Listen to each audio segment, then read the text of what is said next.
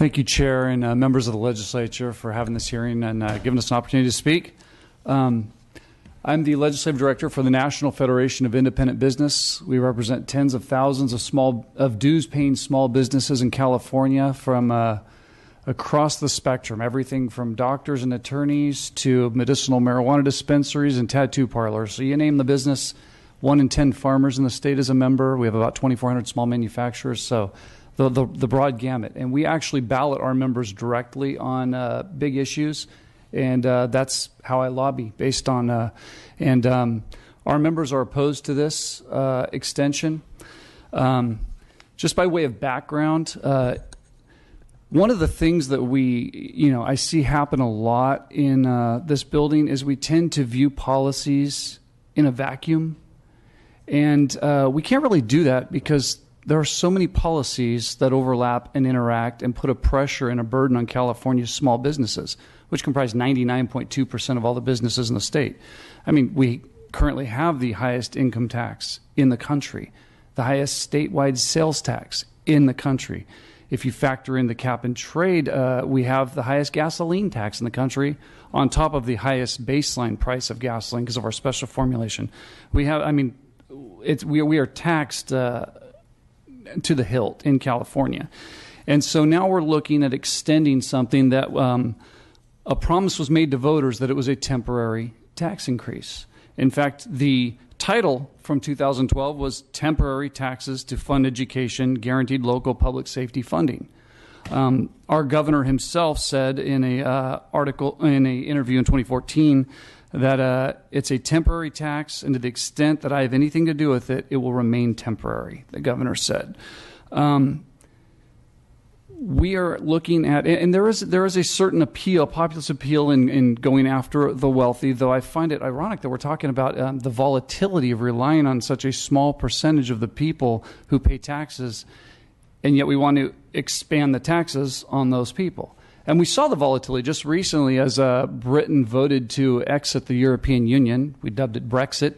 Investors lost $3 trillion overnight because of that one thing. I mean, and as many of the members on the dais have noted, we are anticipating a downturn in the economy in the near future. And so having worked in the legislature spanning a couple decades, I saw that a lot of I agree, with funding education and agree with funding Medi-Cal and the needy, and I find it very sad that these people have to come every year and beg for more money. But this comes down to priorities. We say that we are the 6th largest economy in the world, but there are countries with much smaller economies and other states with significantly smaller economies that do significantly better than us in providing healthcare services and education. So this comes down to priorities. What are we spending our money on? We have managed to close a major budget deficit since 2012. We now have a $2.7 billion surplus, and we've increased Medi-Cal spending in California. But ultimately, this comes down to jobs. You see, the people that we're taxing are the people that create jobs. These are the entrepreneurs. $250,000 is not rich. We want to call them a 1%er, but $250,000, I mean, try and live on that in San Francisco or San Jose or some of these areas. We're calling them wealthy, but these are the people that actually put their name, their reputation, and their investments on the line. And according to the United States Census Bureau, about 94% of businesses are pass-throughs. That means they file taxes under their own name. They don't, under their own personal income tax form. They're not incorporated. So I think that what the legislature and what government should be focusing on, and voters, is creating jobs, getting people off of unemployment. The more people that are on unemployment, the less tax revenues the state is generating, and the more outgo we have as we're spending to provide them benefits. So ultimately, though, it comes down to, as President Ronald Reagan once said, there is nothing so permanent as a temporary government program. We were promised a temporary tax increase.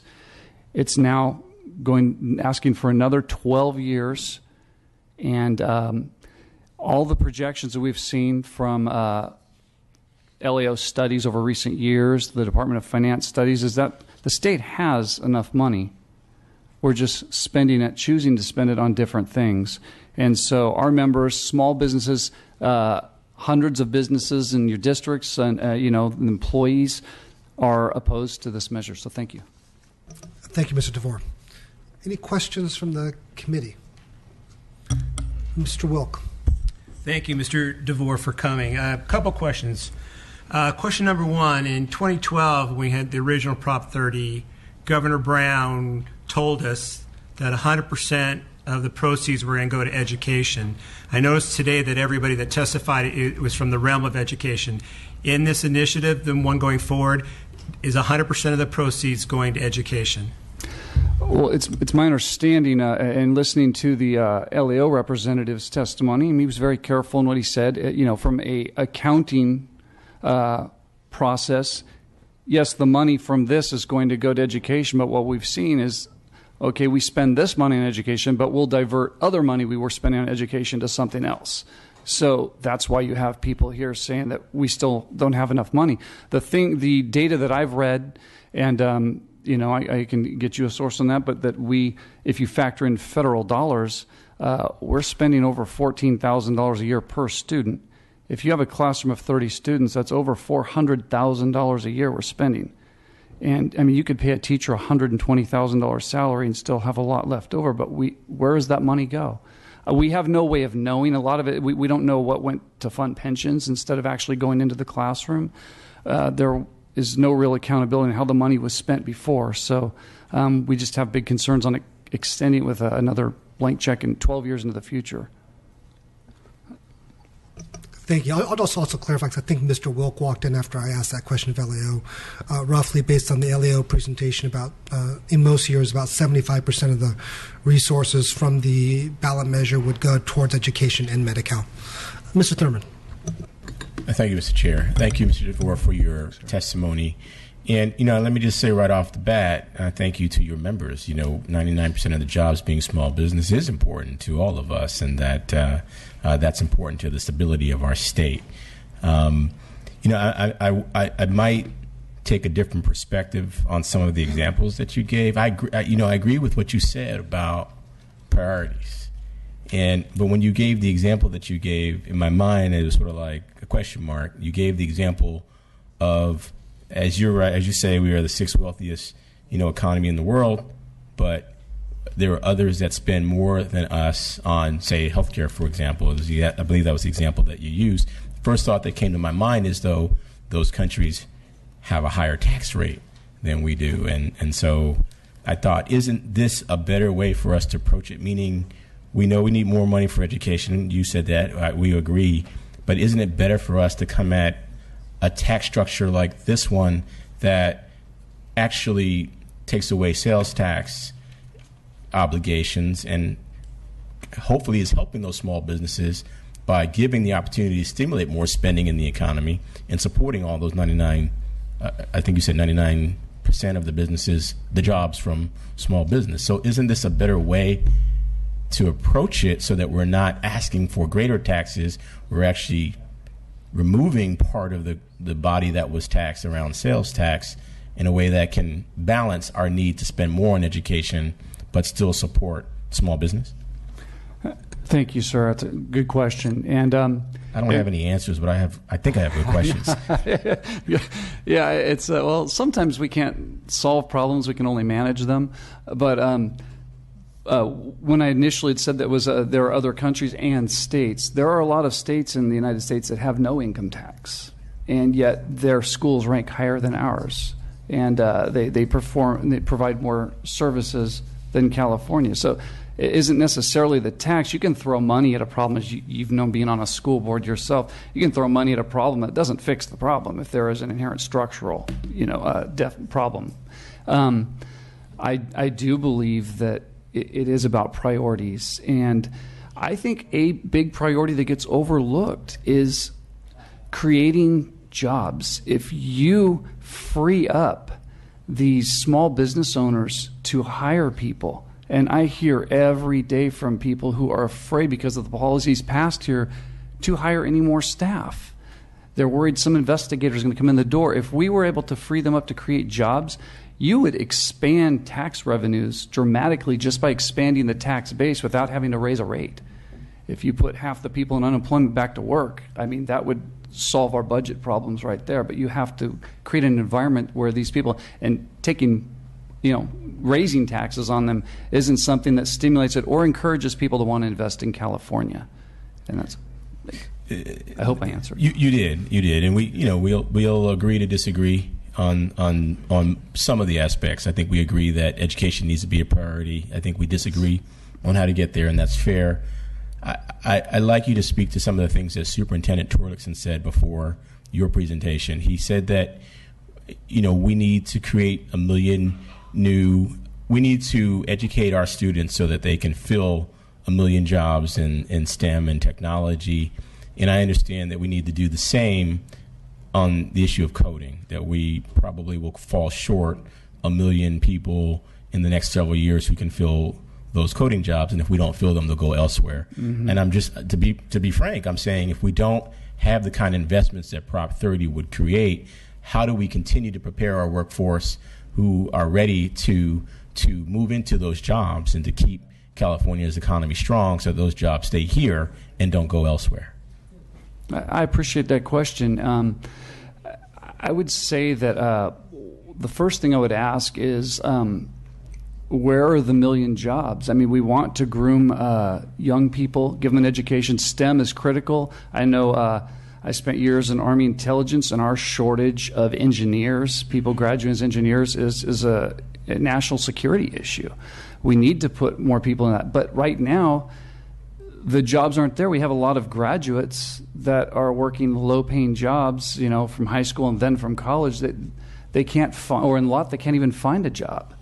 I think mom and dad would like them to find one and move out, but we're having trouble finding jobs right now. We need to. It isn't an either or zero sum. We need to increase education, but we also need to increase the jobs. These people have a job to go to, and not leave out of state because they got a better offer somewhere else where they're not going to have to pay income tax. I agree with you. I want people to get good paying jobs, and the chair's going to get me if I ask you any more, so we can debate it over beer. But I would love that. The information that I get is that for the jobs in coding, that someone even at a high school graduation level can earn $80,000 with the right training to get into that sector, and that we are in a position to lose 1 million coding jobs if we don't continue to invest in our education. So. To be continued. We can continue to debate the issue. I appreciate your, your thoughts on the question, but that's the data that I'm presented with. Thank you, sir. I appreciate it. Thank you, sir. Questions? Thank you, Senator Morlock. Thank you, Mr. Chair. Mr. DeVore, I'm just curious. Were you invited to come and speak to us, or did you request to speak to us? Well, I actually wasn't invited by Vice Chair. Okay, so you were extended to come an speak. invitation. Yeah, I was an extended invitation. Okay. And do you know how many other organizations were? I don't know of any others that were invited, but I do know of others that are in opposition to the measure that are not here currently. So. Okay, because you're not a panel. That's I know. I'm kind of a skinny guy, so big table.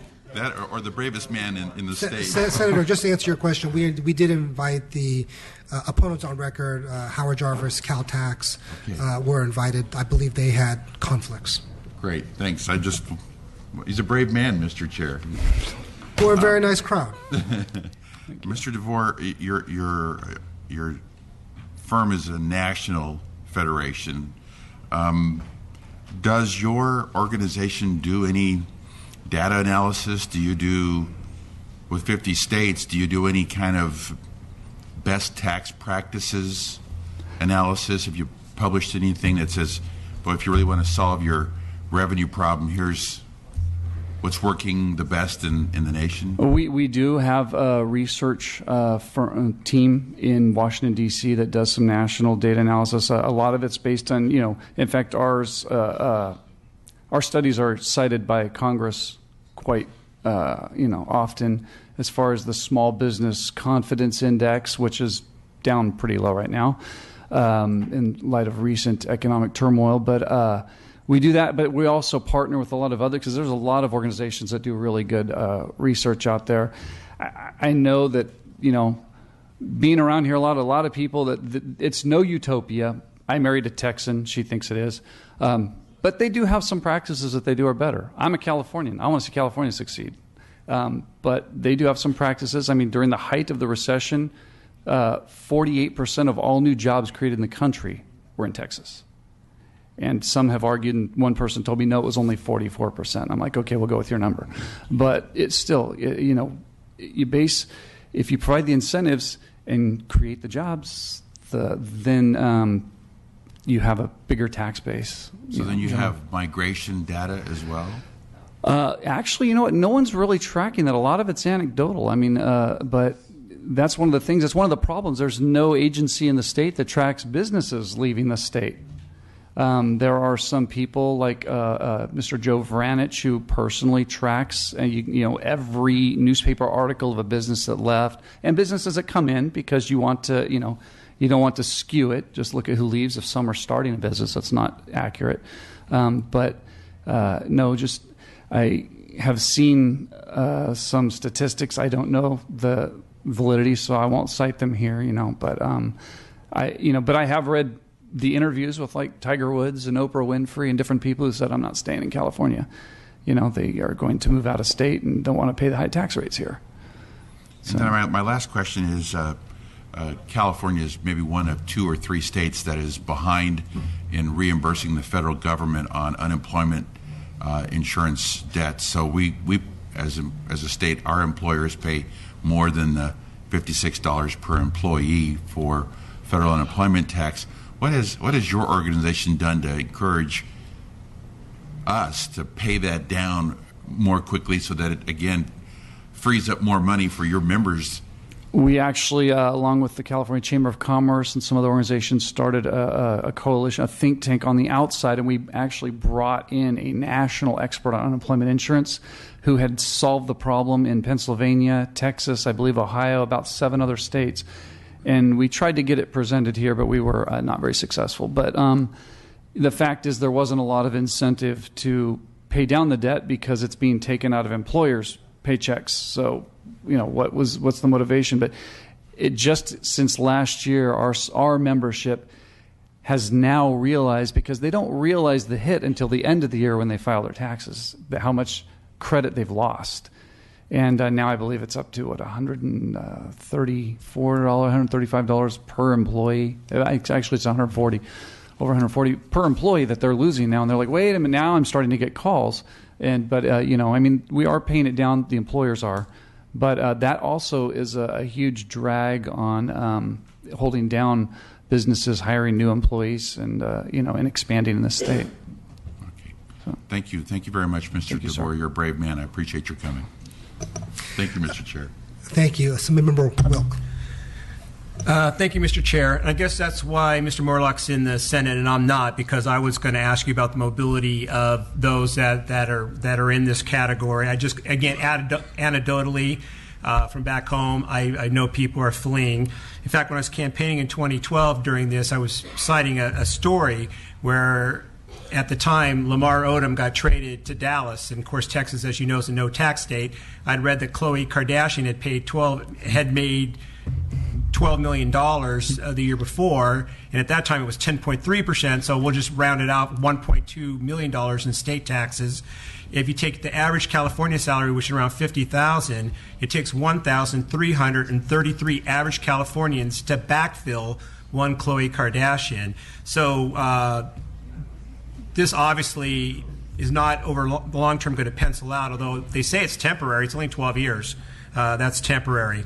But I think really the answer, and by the way, we're all for public education. I went public education, my children's. I was on the Community College Board of Trustees for 6 years. So we're all pro public education. Just how do we fund that? And I think we fund it through a healthy, growing, organic economy.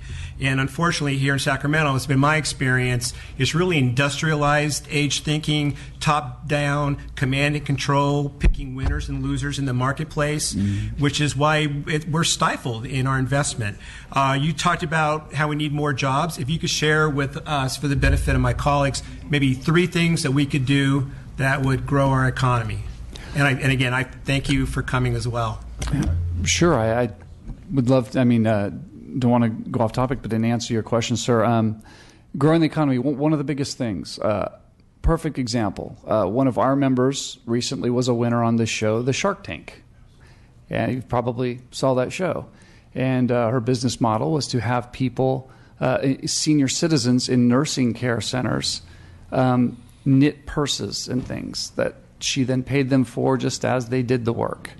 And she sold them, and the Shark Tank loved it, got an investment in it, and almost immediately after being on the show, the Department of Labor went after her and said those people should be classified as employees, even though they're in a nursing home and they don't show up to work and they just knit when they do. They fined her $101,000, plus also another big fine for not registering as an apparel manufacturer because it was a purse. So, garment manufacturers say. So we have this heavy-handed approach. Just look at our road signs. If you drive around the road signs that we have for littering, for instance, here's a great example. It says $1,000 ticket for littering. You go to another state, and I happened to be in Texas a while back with Lieutenant Governor Gavin Newsom. I pointed out the road sign. Look at that. It says, "Keep Texas beautiful. Let's work together." And then in small print, $1,000 fine for littering. Our emphasis is always on the fine in California. You're doing something wrong, and we're going to catch you. Not let's come together as a community and make it a better place. I'm proud to be a Californian, but we are, like I said earlier, I was in the Army, and I know for a fact that when they did a barracks inspection, when they put on that white glove, if they wanted to find something wrong, they would. And that's kind of how the inspectors are. And when you have agencies that are self-funded through the fines that they collect, I think all the fines that are collected by agencies should go to the general fund. And then they just request them in their budget. Rather than have a financial incentive to fine businesses, have them collect, it should go to the state anyways if it's a fine against a business. So those are a couple examples, and I'm willing to share more anytime. Thanks. Thank you. Thank you. Any other questions? Thank you, Mr. DeVore. Appreciate it. We do have Mr. Bell from Finance to perhaps answer Mr. Thurman's question. Thank you, Mr. Bell, for coming.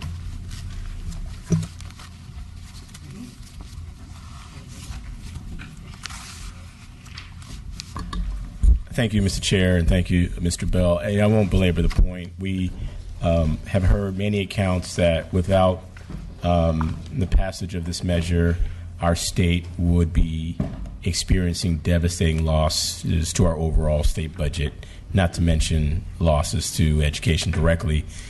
One figure that was thrown out is that we would immediately lose $4 billion. Would you just share with us what are the projections of what we would lose if we don't take this important action to our state budget? Good afternoon, Mr. Chair, members. I'm Jeff Bell from the Department of Finance. If I could just share a few thoughts, kind of hearkening back to our conversations during the May revise.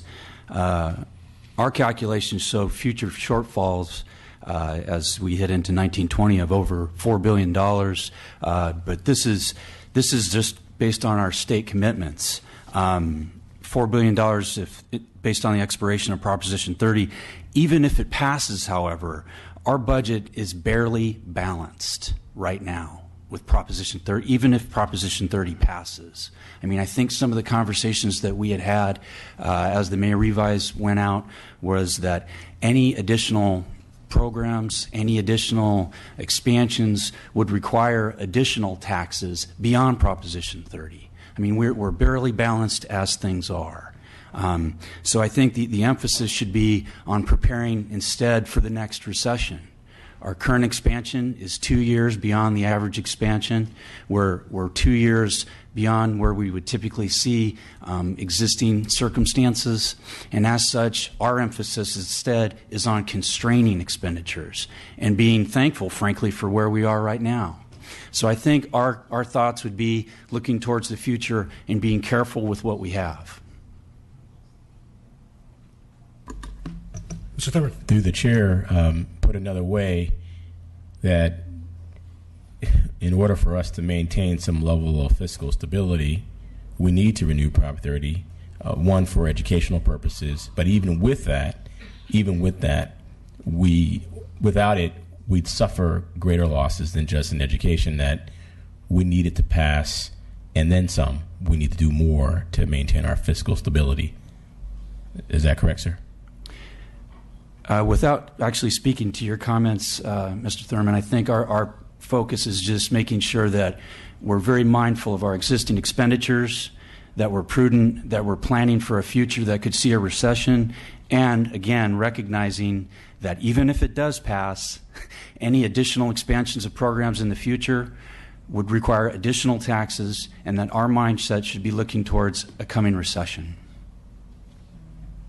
I think you stated that it's a fact we lose $4 billion by 2018, did you say? 1920. Annual shortfalls between spending and revenues are forecast to be over $4 billion. It's very compelling. Thank you, sir. Yeah. Thank you. Any other questions for Mr. Bell? Okay. Seeing none, thank you, Mr. Bell, for coming. At this point, we'll take public comment. If you could just state whether you're in favor or opposed to the proposition, would appreciate that.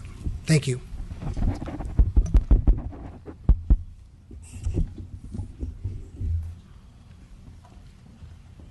Selena Pryor, SCIU Local 1000, in favor. Sarah Botches with the California Association of School Business Officials, representing management for the Education Coalition. I'm here with Estelle Lemieux from CTA. For us, we just want to commend the legislature as well as the governor for supporting and for successfully passing Prop 30 in 2012. That enabled us to support the implementation of the local control funding formula. Without continuation of funding resources, we would not be able to provide the necessary instruction and programs for all of our students. So for those reasons, we support the initiative. Thank you. Thank you. Mr. Chairman and members, Jai Suprasad with the California School Employees Association.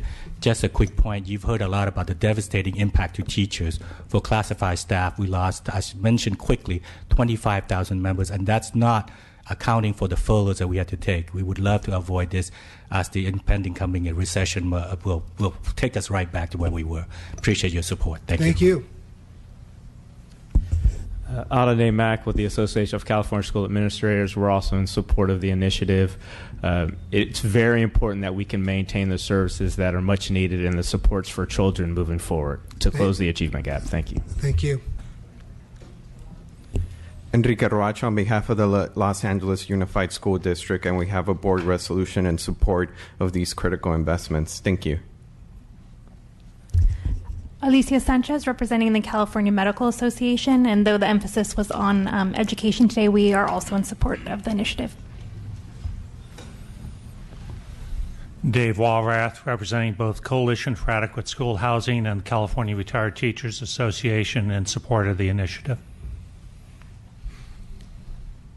Renee Bayardo, SEIU California. We also support the initiative. Thank you. Any other public comment? Okay, seeing none, would like to thank everybody for attending our hearing. Just wanted to make a quick point that this hearing is a result of the legislature trying to make the ballot measure and the proposition process more transparent, to really have an opportunity to have greater dialogue as well as potentially make improvements on ballot measures which are coming forward. Really appreciate all the committees that participated, and thank the senators and the assembly members for attending. Thank you. Meeting adjourned.